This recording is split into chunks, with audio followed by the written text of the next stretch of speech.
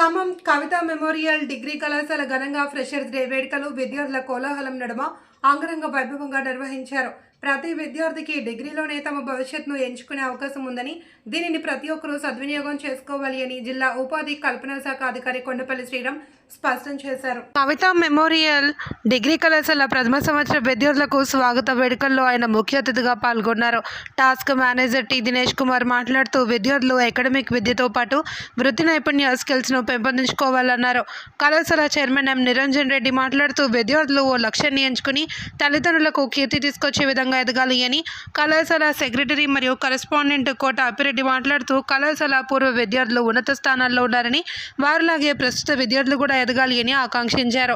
Principal doctor KV Ramanarao మాట్లాడుతూ ప్రతి విద్యార్థి సక్రమైన మార్గాన్ని ఎంచుకుని అభివృద్ధి చెందాలన్నారు. ఈ సందర్భంగా విద్యార్థులు సాంస్కృతిక ప్రదర్శనలు అమితంగా ఆకట్టుకున్నాయి. వివిధ రంగాల్లో నిర్వహించిన పోటీల్లో గెలుపొందిన ప్రథమ సంవత్సరం విద్యార్థులకు అతిథులు బహుమతులు అందించారు.